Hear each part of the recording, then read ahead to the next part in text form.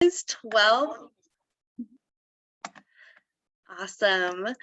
Well, thank you to our support people for helping us with this webinar, putting this Zoom link together and helping record. It is 12 and I just want to respect everyone's time who's joining. So we'll go ahead and dive in. Welcome everyone to this webinar. As we kind of get started, I just want to create a space where we all feel comfortable and empowered to hear from these amazing young leaders, to learn something new, to enter into a space of this like beginner's mind of really listening and feeling. So whatever you need to do to enter into that space, whether it's grab some water, maybe grab a snack, I invite you to do that, get comfortable. We would love to see all of your beautiful faces, but if you're more comfortable being off camera, that is totally fine. So anything, to just help you be present in this space and during this time that we have together to connect. Feel free to do that now. I'm gonna go ahead and just introduce, this webinar and what we're doing together. So this is a webinar put on by the Colorado Public Health Association's Health Equity Committee. Whoop, whoop, snaps for that.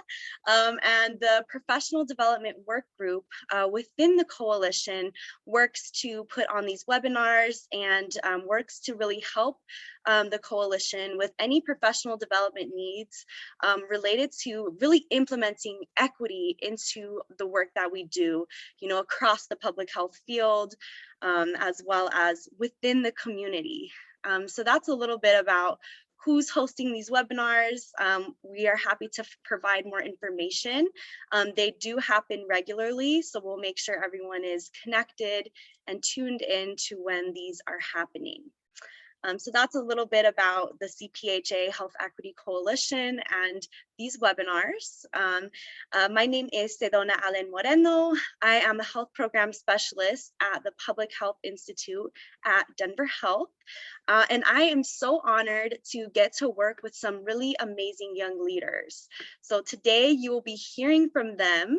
They are called the I for Prevention Youth Leadership Team. And I stands for Engaging Youth Expertise. So we utilize an authentic youth engagement model, making sure that all of the young people engaged in this work are paid for their time, their expertise, their perspectives. And we also really want to create a space where young people are uplifted and empowered to do this equity work. And the I for Prevention team focuses specifically on mental and behavioral health and substance use prevention within a lens of social environmental justice, an equity lens, making sure that their work is trauma informed and, very importantly, youth led. So that's a little bit about the I for Prevention Youth Leadership Team. If anyone else wants to share some introductions, feel free to drop it in the chat.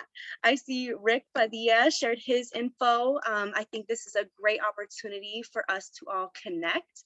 So feel free to put your info in the chat, and we would love to continue to keep in touch with you all, maintain this connection. So yeah, I am very honored to get to work with these young people and to introduce them into this space. So really the purpose of this webinar is so you can learn more about the I for Prevention Youth Leadership Team, hear directly from these young leaders about their lived experiences and perspectives, and hopefully be inspired, activated, and mobilized to really take action within these issues. We will have a call to action at the end, as well as a survey evaluation. So please, follow up with that call to action and help us in filling out that survey as well. But I am going to go ahead and pass it to one of our young leaders, Michaela, who is going to lead us through a grounding meditation just to get us settled in this space and start our time together. Thank you, Sedona. So my name is Michaela. I'm 17 and I'm a new member of the coalition. I do apologize in advance if a bell rings in the background. I am at school right now. But with that, I will lead us right into a meditation. So today, this meditation, I just want to preface it with the fact that it is completely optional and mainly just to reduce distractions and kind of get us closing our eyes, even though we will be getting some screen time with that. So I invite everyone to get comfortable. Close your eyes or turn off your camera if that makes you feel more comfortable. And start with a couple of deep breaths. Inhaling good and support and the love and connection that we feel in each other, and exhaling the stress and negativity that we feel every day in every part of our life. I invite everyone to relax your body, picturing the tension leaving and just feeling focused and grounded in the present. I invite everyone to also feel the chair under you, supporting you and grounding you into the earth through all of your needs. And I invite everyone to notice how your mind feels without judgment, and just notice if you're anxious, preoccupied, if you're carrying any expectations for the webinar. And I invite everyone to release those, to allow yourself to be present and notice how you feel without judgment.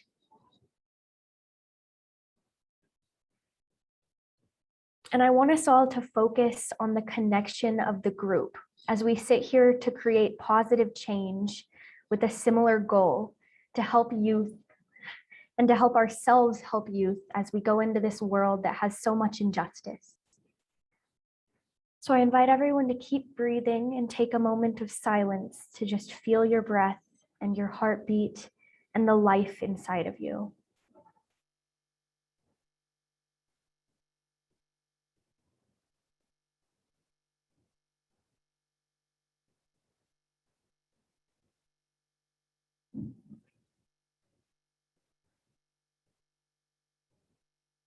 I invite everyone to gently move around, open your eyes if you'd like, and bring your attention back to the present. Return your mind to the present with a renewed sense of purpose and power and excitement for the amazing webinar that we're about to kick off. And with that, I hand it back to Sedona. Thank you. Thank you so much for that beautiful and grounding meditation. Let's give some virtual snaps, maybe some reactions for that. I really appreciate you, entering us into this space together, Michaela. That was truly beautiful. And I also just want to say that, meditation and mindfulness is such a powerful strategy when we're talking about mental and behavioral health and substance use prevention. And it's only part of the conversation, right? There's still so much, injustices, systems of oppression, and, systemic barriers that contribute to poor mental and behavioral health, that contribute to substance abuse. So we really want to have that balance and have a conversation about how inequities and injustice also contribute to that. So, I think it was so powerful to start off with that mindfulness and meditation. And let's also keep in mind, we have work to do, right? But we can only do that work if we're taking care of ourselves and if we're having the space to be able to ground down and to be mindful and focus on that healing that needs to happen on so many levels. So thank you again, Michaela. Before we jump into our live panel, I do have a video that some of our youth leaders created, as many of them are in school during this time. So I'm gonna go ahead and screen the video, grab your popcorn or your vegetables, your any food or drink that you want to snack on while we watch this video, but sit back and relax as you hear from some of our youth leaders who couldn't be here today, but still wanted to contribute their voice to this space. Here we go.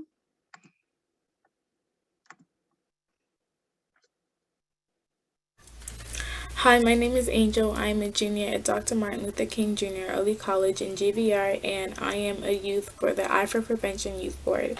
Today, I'll be sharing with you guys a couple data we collected and some things about myself and why I think youth voice is important. So, Firstly, we did have a survey that we rolled out earlier this year for the youth in our communities that asked about substance use and substance abuse within their own lives, their friend groups, their communities, and their families. And here are some just of the couple findings we found and some of the conclusions we drew from them.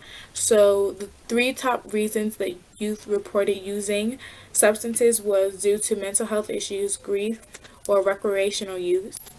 Youth either had to pay with money for these substances or didn't have to pay at all, indicating that they had close relationships with these people that were providing substances.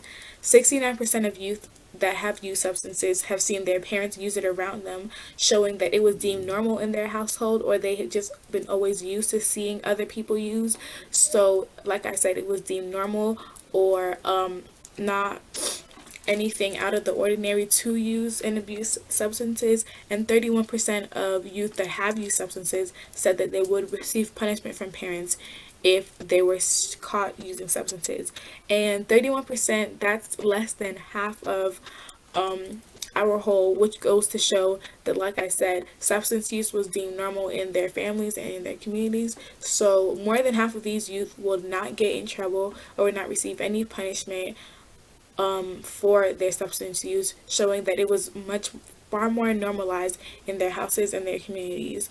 We also found that a majority of youth that have used substances in their lifetime have never been in any kind of treatment for their substance use, which could be due to many reasons, such as a lack of resource, which is a big reason. The youth may not know where to go, who to talk to, or even what to say and how to say it. And due to this, a majority of the youth that did reply to our survey said that they've never received any kind of treatment for their substance use. Now I will be answering the question, why is authentic youth engagement important and what youth bring to the work? Firstly, I want to say that not just youth engagement, but authentic youth engagement is so very important because we care about many issues. We care about environmental and systematic racism. We care about climate change. We care about the state of politics in our world and in our globalized world as a whole. We care about substance abuse in the youth of our community and people we know, because these are things that do and will affect us in the long run. And youth my age and the youth on this group with me, we've all been shown that we really care about these issues and they're things that we're passionate about and we want to make change for, because we truly do believe that not only if we work together and we work hard as a community united, we can impact and have real change, but we also do believe that these are issues that we need to talk about, that we need to bring to the front lines, because if not us, who? I think that's a Barack Obama quote actually, where he says, we are the ones we've been waiting for, we are the change that we wish to see. So if we want to ignite any change, it starts with us, and young people bring so much to this work. Not only do we bring authenticity, but we know what young people go through being young people. We know what the state of our world is like, but we also know that, we're not a lost cause. We know that there is hope for us and our community and the youth around us to get better, and that things like this, when it comes to substance abuse and substance use, is not one fix all. We know that everybody's case is different, and we're willing to take that time out to truly listen to and hear everybody's perspective and story, and value the experiences of people in their lives and how they got to where they got to, and how we can show them that their lives are far more important than any substance they want to give into. And now I can share a little about myself. So like I did say, my name is Angel. I'm a junior at Dr. Martin Luther King Jr. Early College. I was originally born in Ghana, Africa, which is in West Africa. I moved to the U.S. when I was 5. I first lived in New York, then I lived in Virginia, Atlanta, and now I live in Denver. I've lived in Denver for 4 years now. I'm passionate about this work because, like I said, we are the change that we wish to see. These are problems that affect me. This is my community. These are my friends. These are, my brothers and my sisters. I see issues like this concerning lack of resources for youth, concerning environmental racism, concerning just systematic barriers that put limits on us as youth and as people of color and as minorities and low funded communities getting what we need, affecting us. And there are things that, while they may be a burden onto us, we have chosen to not accept, and we know that we can do something substantial to make it better for us and generations to come along. So I think my passion really comes into, getting involved and knowing that we can make real substantial change. And yeah, that was all. Thank you all for listening to me. Thank you all for attending this webinar, and I hope you enjoy it. Hi everyone, I'm Stella. I'm going to be answering these first two questions. So I'm a junior at North High School, and I've always been super passionate about science and medicine and public health. So when I saw this opportunity to help out my community and have a voice in issues that I and many close friends face, I was very quick to jump on it. I've always been really passionate about helping my community, so I was really excited about this opportunity. So my experience with mental health, behavioral health, and substance use started a lot around the COVID pandemic. As soon as we all had to go into quarantine, a lot of people, faced the isolation. That was a new thing for a lot of people, and they didn't know how to cope with that. So a lot of people turned to substance use for that, specifically vaping. I know many close friends who developed an addiction to nicotine over quarantine and still face that now. And that, worsens a lot of mental health issues, including symptoms of depression.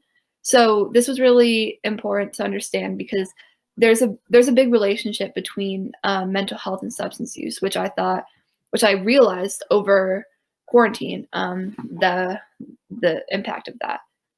So for me specifically, early quarantine was really rough with my mental health. The only way to stay connected with friends was through social media, which I already wasn't good at before. So I kind of isolated myself a lot there and lost a lot of connections because I didn't see people for like a year and a half. In addition to that, my parents are divorced. So my mom I didn't see for a while, and I didn't do a great job at staying connected with her. So I was just at my dad's house for the majority of the beginning of quarantine. So this was really hard on my mental health because I lost a lot of those people that I relied on before, and I just didn't do a great job at staying in contact with them. So COVID was really hard with my mental health, and then I know a lot of people struggled with COVID because they developed the habit of vaping or using other substances, which did not help their mental health either.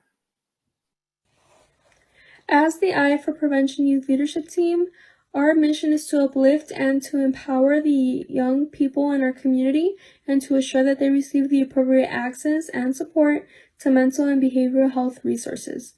We find connections to support young people and provide holistic substance use prevention strategies. We also utilize a trauma-informed model to promote engagement and prevention.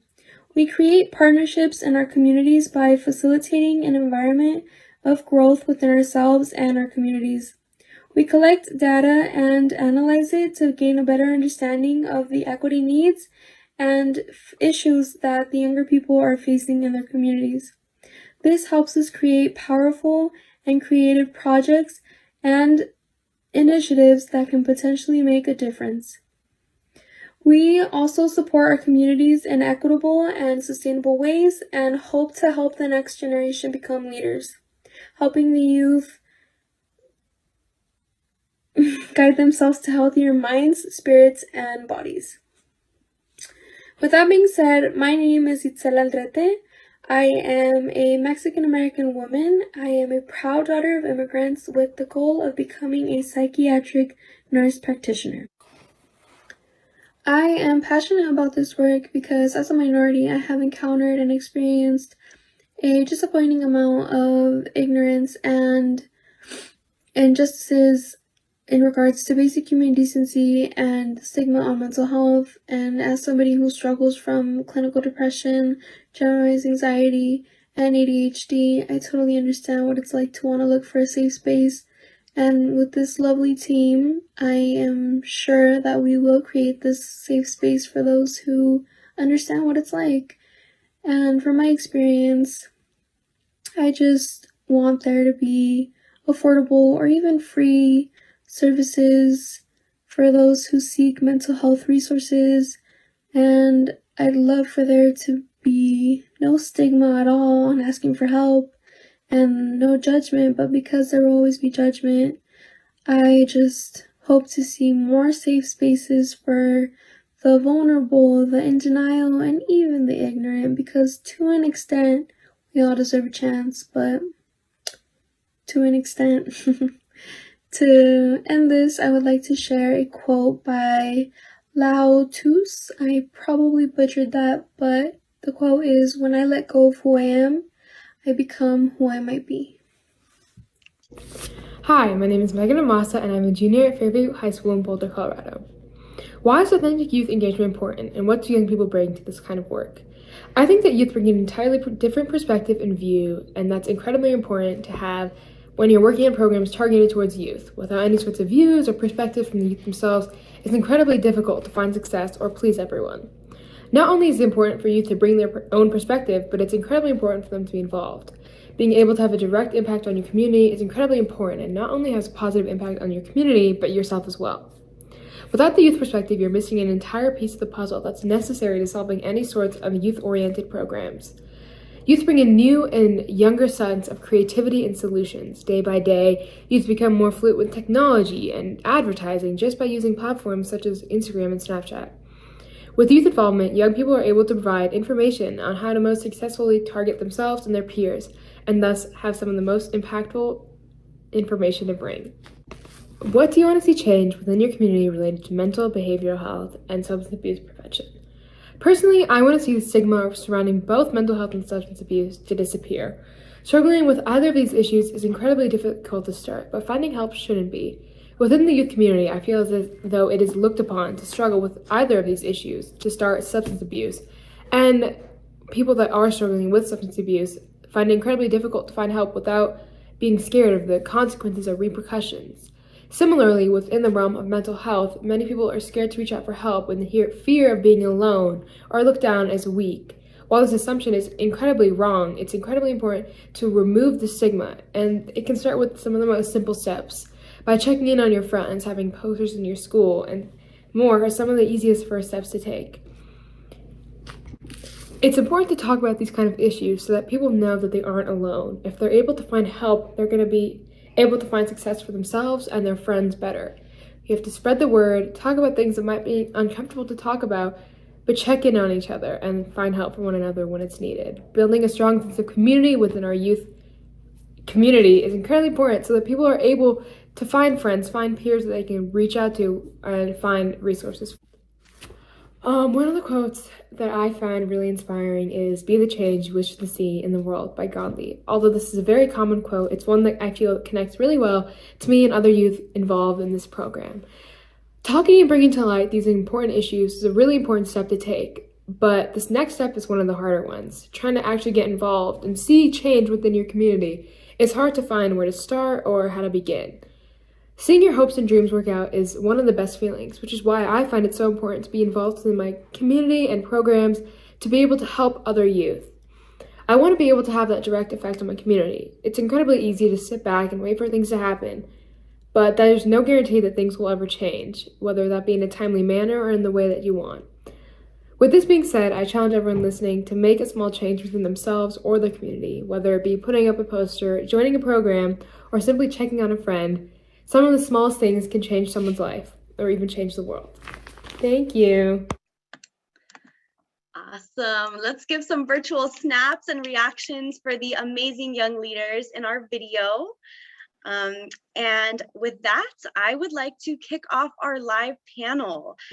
So the first question is, tell us a little bit about yourself, who you are, and why you are passionate about this work. And I will pass it over to an amazing young leader who inspires me and just brings me so much love, light, and positivity, Bree. Hello. Well, my name is Brie Manchego Rodarte. I sometimes use it, sometimes don't.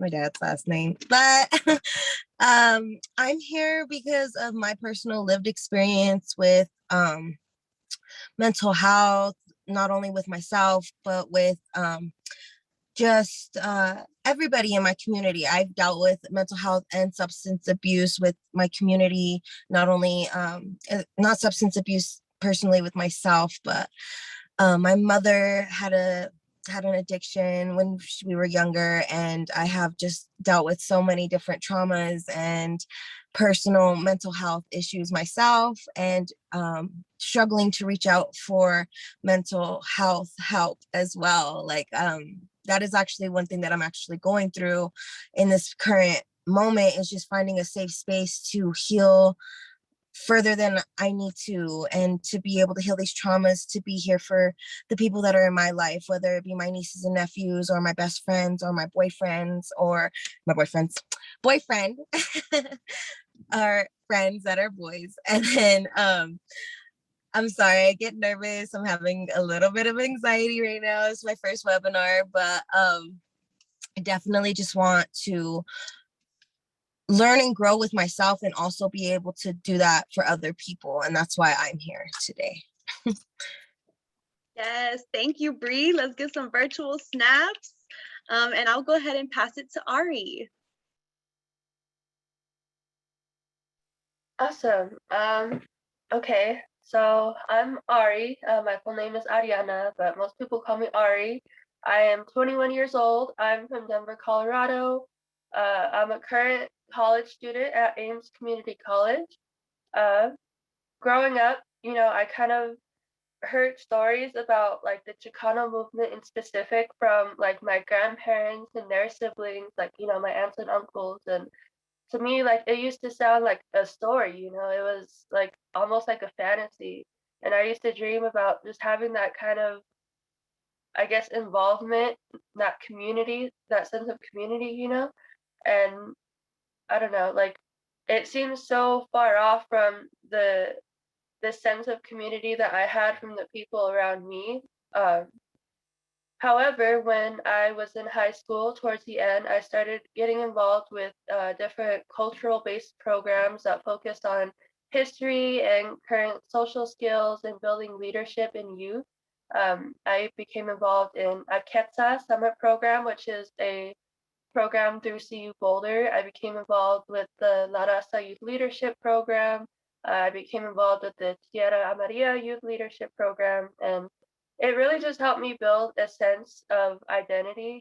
These are things that didn't really get talked about growing up, growing up with both that indigenous and the white background. I never really felt like I had a culture that I belonged to. I never felt like I was enough of anything to belong. But learning about just my culture from that different lens really helped give me a sense of identity and just a sense of purpose. I really felt like I had a voice for the first time in my life, a place in this community. And it really just set a spark in me. Since then, I've been trying to get more involved with my community. I went back to college this past year. I'm studying sociology so I could build my knowledge and, just be a better resource for people in my community, because, this work is really important to me. Thank you so much, Ari. Do we have either Bella or Isaiah on the phone with us? I'm here. Awesome. I'm here. Cool. If you want to answer the question, tell us a little bit about yourself, who you are, and why you're passionate about this work. Okay, so hi, my name is Bella. First, I wanted to say thank you, everyone, for tuning in today. I was having a lot of internet connection, so I'm only available on the phone today. But it means a lot to us that you guys took the time out of your busy schedules to kind of hear what we have to say. So with that, I'll kind of get started. My name is Isabella, but I like to be called Bella. I'm 24 years old. and I was born here in Denver. I've lived here my whole life. I really couldn't imagine living anywhere else. I graduated from Horizon High School, and I work as a full-time nanny to two beautiful babies. And for me, it was really important to get into this kind of work just because growing up, my dad he still does. He has severe bipolar. So I kind of had to learn from an early age that the things I say and the things I do really have an effect on him. And it can be difficult at times for a child to kind of understand when their dad is having an episode like that. But it's important for me to kind of show. I have two younger brothers, and they mean everything to me. We're super close, and I want them to grow up in a place where they feel safe and where they can kind of understand that it doesn't always have to be like mental health issues don't always have to be negative. And there's good things that you can do in the community if you just really try and get involved. So that's kind of where I'm here. I just really want to break the cycle in my family and kind of destigmatize the mental health side of things and just kind of show them that change is possible and change is good. So yeah, that's kind of why I'm here. If I want to give it back to Sedona. Thank you so much, Bella. And I'll go ahead and pass it to Michaela. So my name is Michaela Keville. I am a senior at Stanley Lake High School right now. And I work with the I for Prevention Coalition, as well as another coalition at Denver Public Health Institute. And my goal in life is to change the world. I know that's very vague, but I see so much struggle and injustice in my community and in my life. I've had so many friends and family members succumb to addiction and suicide. And I've come to the realization that mental health and substance use disorders are very intersectional. So you can't just treat one and the other separately. It's a very holistic kind of the whole person approach. And I want to make sure that not only is the community educated, but that my peers and myself are educated and able to thrive and ask for help and defy stigma. Because I really do believe that if we all put the work in and just kind of share the love that we were all meant to share, that we can improve. We can make society more welcoming to everyone, no matter what. Beautiful. Thank you so much. Let's get some virtual snaps and reactions for all of our panelists so far. This next question is, why is authentic youth engagement important? What do young people bring to the work? And I'll pass it to my girl, Bree. Sorry about that. I was messaging the group and then I did not hear the whole question. Can you just repeat it one more time? I'm sorry about that. Yeah, no worries. The question is, why is authentic youth engagement important? What do young people bring to this work? So authentic youth engagement is important, obviously, because every generation is different and there's so many ebbs and flows and changes in the way children and youth grow and learn, and especially with the technology that we have nowadays and like everything that's accessible to us, whether it be like, for me, there's just so much more traumatic and ugly things that are exposed to young adults at such a young age that they really need help processing all that. And then not only just that, the normal things before technology, just like dealing with whether it be abuse in the family or like substance abuse with themselves or mental abuse that is undiagnosed, like things like that is like very important to be like, I guess you need the youth to explain that to you for you to understand where they're coming from. You need them to know like what's going on now, and like how is the technology now affecting you, and like, or how is your environment around you now affecting you after Trump days. You know what I'm saying? Because honestly, with my experience after Trump was in office, it was very negative, very upfront, very aggressive, very traumatic for me in general. So for a little bit of examples for you guys, but yes, youth is just always been very impactful. We're innovative, we're open-minded, we have so much more to offer, you know what I mean, to open minds and to open hearts. So Beautiful. Thank you, Bree. And I'll pass it to Ari. Awesome. So like this is something that I could probably go on about forever, but to be succinct about it, I think that, you know, in our society, ageism is a very prevalent problem. You know, I feel like we tend to associate people a certain way just because of age, even though age isn't really technically the most reliable, I guess, indicator of mental or emotional capacity. You know, everybody kind of develops at different levels, and I think that if we take away the labels such as age and race and gender, and just really start to understand each other on a deeper human level, that we could achieve a lot more as a, you know, collective community. And the engagement with youth is so important to me just because when I was, you know, a younger youth, a young person, I dealt with a lot of mental health issues, you know, depression, anxiety, PTSD, uh, even like suicide. Like that was a big thing for me for a long time. Uh, but when I really started becoming involved in this kind of work, it really saved my life.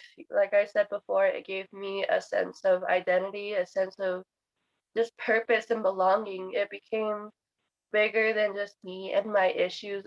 Really started to gain an understanding of my world, and I realized that there's a lot of work to do, you know, and I can't, you know, just give up and let the world continue to be how it is. I owe it to my community to give back and to, you know, be a part of these programs that engage youth the same way that, you know, those programs engaged me when I was younger. There's a lot of young people out there that are in a place of hopelessness, that feel like they don't have any power, that don't have a voice or identity. And it's a very scary time just in history with, you know, suicide rates and drug usage. And um, I really value the idea of giving back. You know, that's something that in many indigenous communities, they stress, you know, give back what has been given to you. So I just feel like, you know, I had a lot of people in my life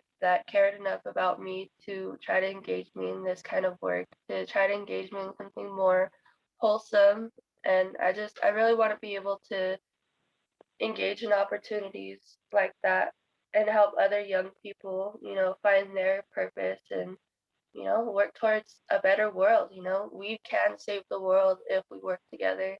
And yeah, that's what I want to do. That's what I'm here for. And that's what I intend to do. So powerful. Thank you, Ari. I'm going to go ahead and pass it to Bella. Thank you, Sedona. So yeah, like that was really beautiful what Ari just said about ageism, and I really agree with that. I feel like older people just kind of look at the younger generation and just like feel like we're just acting sad just to like be cool or like get attention, or like they kind of feel like we don't really have anything to be sad about yet, or like we haven't really lived life yet, and so we don't really have anything to worry about. So I feel like offering like youth engagement, it just offers like a whole new perspective on mental health, and it really offers like a fresh set of eyes. Because if we get stuck in the same old ways of doing things, then nothing really changes, and I feel like things just get worse. And like we young voices are really powerful, especially with like the newer generation, just with holding people accountable online through social media.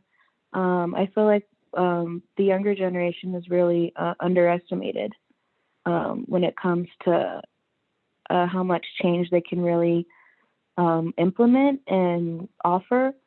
So I feel like we kind of just get like brushed under the rug when we kind of try to speak up about these types of issues. But really, like, if people would just take the time to listen and just open up and be open-minded, then they could see that we do offer new opinions and new solutions and new perspective on things like this. Amazing. Thank you, Bella. And I'm going to go ahead and pass it to Michaela. So I really agree with everything that the other youth leaders have said. I think that it really just boils down to the fact that it's hard to make youth programming without youth to tell you if it's efficient and effective and if it'll actually reach the audience. So I just think that it's important to have youth so that effort and time and energy isn't wasted. Thank you. This next question, and I want to get to our Q&A soon, so we'll kind of finish up with this last question. What do you want to see changed in your community related to behavioral health and substance use prevention? I'll go ahead and pass it to Bree. So the change that I want to see in my community would be I just want to be able to see kids reaching out more, and not only just kids, just youth in general, being able to reach out more, being able to be like, hey, I have been feeling like I want to use and abuse this, or I want to use this, or like, hey, I have been using this, or I fell back into a pattern, or hey, my depression is really bad, like, can I have help? And just seeing the help being brought and no judgment. I guess that's where I want to see, and I was trying to avoid this whole time. I'm getting teary-eyed. I guess it's the judgment, and like seeing, I want to be able to see kids being helped and saved and rescued. I've just dealt with so much suicide in my own personal life. I've dealt with suicidal thoughts in my personal self. I've dealt with cousins with suicidal thoughts, just because of all the a lot of the youth leaders keep saying is like the intersectionality of mental health and substance abuse, and intersectionality with everything, with the racism, ageism, all of the crazy stuff that's going on today. It's just so much, it's so overwhelming, and it's so hard to process those emotions alone. And I just want to be able to see our community just be open and loving and caring and supportive of each other, because they deserve that, and we deserve that, and our kids deserve that. I'm sorry. I definitely just am so thankful that we have this community starting, at least, so that we can get these things done, because we deserve it and we need it. Thank you guys. I'm sorry. Thank you so much, Bree, and no need to apologize. You are strong and powerful and beautiful. So thank you for sharing and opening up and being vulnerable. I'll pass it to Ari. Yeah, I definitely agree. I love, the fact that we're able to be vulnerable in spaces like this. But I think that one of the things that I really value about this group and our mission is the fact that our approach to drug prevention in youth is very holistic and looks at it from a systemic standpoint. I feel like a lot of programs that are engaged in youth drug prevention, like the whole DARE ideology, I feel like it really comes from this like self-righteous pedestal of like, don't do drugs, they're bad for you. If you do drugs, you're a bad person. And I really don't think that that's the most effective way to engage youth, to really, I guess hit them where it hurts most, for lack of a better term, because like these young people are still developing, and like I said before, it's such a scary world, you know, where we're going as a society. Um, you know, like talked about before, just the different degrees of intersectionality between racism and ageism and sexism and different social issues going on. You know, I feel like a lot of young people don't have access to other outlets. You know, our society, I feel like, in a way, kind of demonizes youth, especially teenagers. Um, Teenagers that are out in public on their own often, you know, face a lot of scrutiny from other adults if they're not supervised. You know, they have this stigma for being reckless and irresponsible. And just by studying sociology on an academic level and just my lived experiences, I really see like a shifting dynamic in the youth, and I feel like our world just isn't quite adapting fast enough to foster this kind of change. My last job, I was working in a high school, and you know, coming back from the pandemic, we started dealing with a lot of issues with vandalism, and a lot of people on my team would get really frustrated and angry, and it became very much like an adult versus youth mentality. But just like stepping back and trying to come like understand their perspective, like I understood, you know, these kids are coming out of a pandemic. A lot of them have been in complete isolation for a year and a half, and now like we're coming out of it slowly, hopefully. And you know, everybody kind of expects them to go back to the way things were, and things aren't the way they were, you know. In a lot of ways, the pandemic has helped open the eyes of people to realize like our society really does need help. We really do need to take new approaches towards these issues, towards substance abuse, towards suicide, because you know it's not just something that you hear about on the news anymore. It's hitting home for all of us, really. Um, so I really want to start focusing on the systematic things that we could be doing for these youth, you know, start engaging them in activities that are constructive and are really, you know, focused around what they value, what they're interested in, you know, educational programs to help them develop social and emotional skills, to help them develop a sense of culture and a sense of identity and just a sense of, you know, power and belonging, that they're not just voiceless faces at a desk, you know, taught to sit down and be quiet and, you know, here's your number, you know, like these youth, they're the future of our generation. We have to start treating them like that, and we have to start truly preparing them for the changing world that we're experiencing. So, you know, that's why I'm here. I want to be a better asset to my community. Yes, amazing, Ari. Thank you so much. And I'm going to pass it to Bella. Thank you, Sedona. For me, I feel like it's availability is really important, especially in like high school for younger kids. There's like a lot of bullying that goes on, and I feel like kids, they just hold it inside until they need substances to get through the day, until they need unhealthy outlets to get through that. And I feel like if we just like work on preventative rather than reactive stuff, I feel like that could really help. Like, how do we implement a plan to prevent and destigmatize mental health issues in the younger community?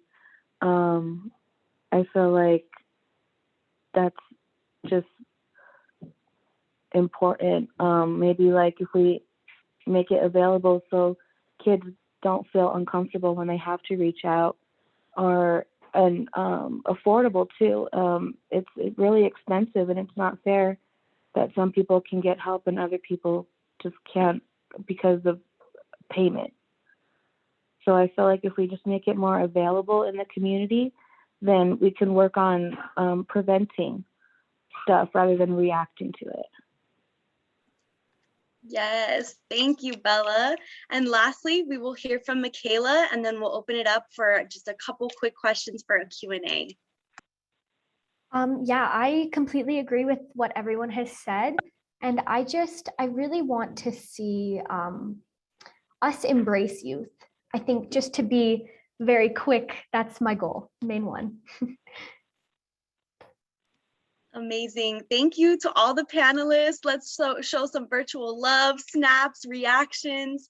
And I would love to open it up to you all. If there is some questions you have, you can either drop them in the chat or unmute yourself, and we can pass it over to our young leaders to answer the Q&A.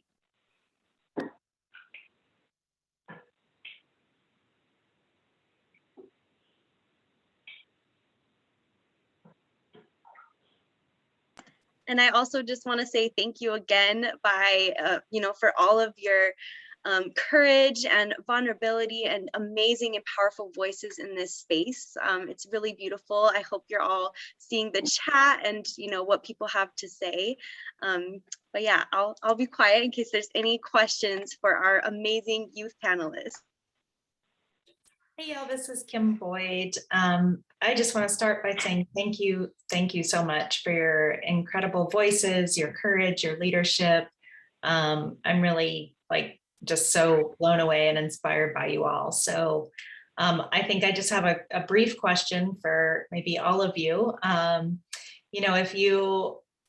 What would you say might be one thing that we can do, the rest of us here can do to help support you and other initiatives like I think I can start, but I think that's a great segue into the call to action that Sedona posted into the chat. It has a ton of resources about all the 4 main I's of oppression. So ideological, interpersonal. You'll have to help me with the second 2, Sedona. Institutional and internalized.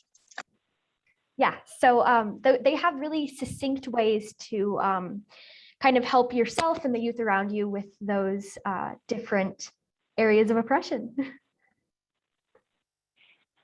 Yeah, kind of bouncing off of what Michaela is saying, I think that a big thing to focus on is just the idea that substance use and abuse in youth is not a solitary problem.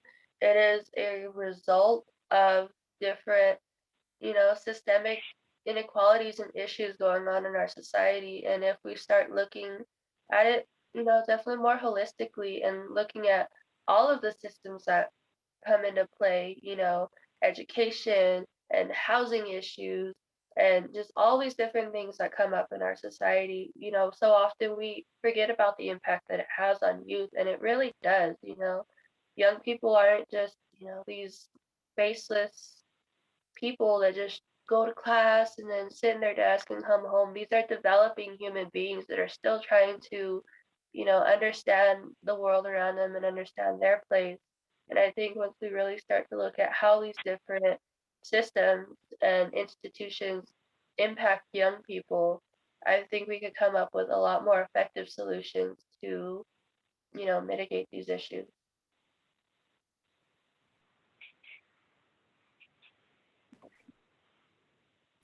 Sedona, if I may. I'm Rick Padilla. As I put in the chat, I am a suicide loss survivor. We lost our son, Jack, who was 15, 2.5 years ago, to suicide.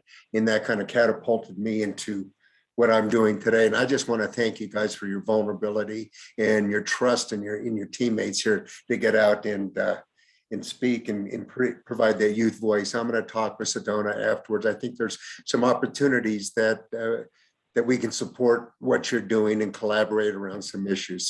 So thank you. I really just want to say thank you. Thank you so much, Rick. I appreciate that. And I'm definitely looking forward to connecting and appreciate you sharing that with the group and being here and doing the amazing work you do as well. Any other last quick questions or comments? We do have to wrap up in just a couple of minutes, but just if there's anything else anyone would like to share with our young leaders here today. I just want to give another shout out to you, Sedona, as usual, for the fantastic leadership that you show, as well as all the other voices that you've brought to the table. I'm looking forward to getting to know all of you better. and proud to have you in the coalition. And a special thank you to all of you for your willingness and courage in sharing your personal stories. We know the importance of research and data, but we know what moves the needle is not just the numbers, but the narratives behind the numbers, right? And every data point that we look at represents an actual life, an actual human being. And I want to thank you all for your courage in sharing your own personal stories for the benefit of others. And I know how that can very often come at your own emotional expense. So I want to thank you for that on a personal level, for your willingness to put yourself out there for the sake of the work. And as ever, please do keep me in the loop as to how I and CPHA can support the work that you all are doing.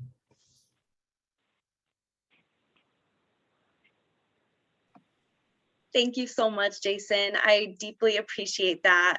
And just thank you again to our amazing young leaders and to everyone who was present with us today in this webinar and in this space. I do want to quickly share our call to action. So this is what it looks like. I did drop a link in the chat so you all have access to this, but there's plenty of different opportunities to get involved, to mobilize, to take action. These are a couple that we brainstormed together as the I for Prevention Youth Leadership Team. And this is really important to look at this framework of the 4 Eyes of Oppression, because each of these eyes, really works together to uphold oppression. So we really need to be addressing change on all of these levels to really, bring that forward in our community. So there is a bunch of different ways you can get involved and take action. That is definitely something we are striving for as the Health Equity Coalition and within these webinars. So you have some great resources and ways to get involved. We'll also make sure to connect you with the I for Prevention Youth Leadership Team so we can all stay connected and you can get involved in our upcoming projects such as the Photo Voice project, which we will be sharing out more information about as well. I'm going to drop a link in the chat that has, it's a link to a survey, and we would all really appreciate your feedback. So I'll put that in the chat again. But I also just want to pass it on to the young people and see if you have any last words or comments or quotes that you would like to share with us today.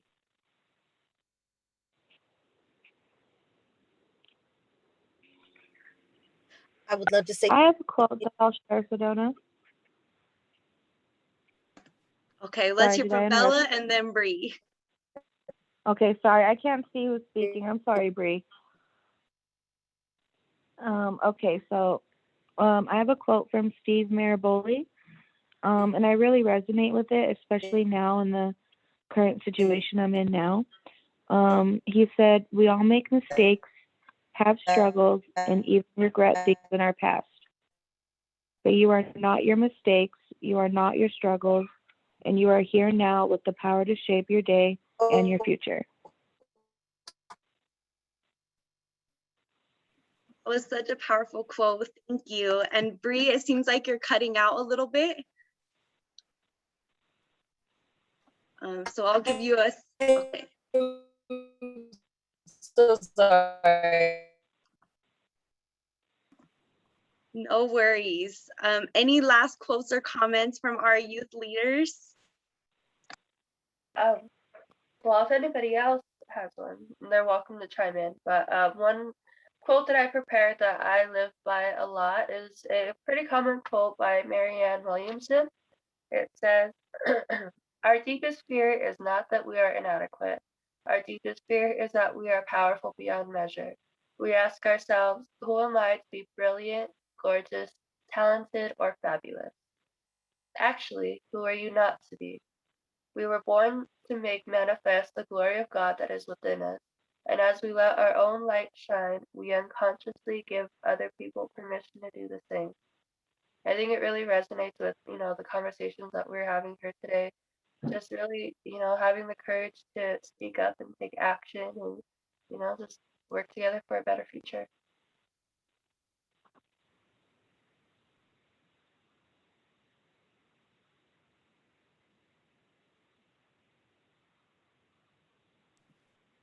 Well, Michaela, do you have a quick quote to share? Well, throughout the webinar, I did think of one that was pretty prevalent. I don't know who said it, but my mom has it taped on my mirror in my bathroom. And it says that you have been assigned to this mountain to show others that it can be moved. And it helps me keep going because even if I don't persist for myself, I can persist for others. So beautiful. Thank you so much. Thank you again to our young leaders. It is 1 o'clock, so we'll just be closing out the webinar. But I want to just, express my deepest gratitude and appreciation for all of you who were here today in this space with us. And we are going to be excited to continue this work and connect with you all. So thank you.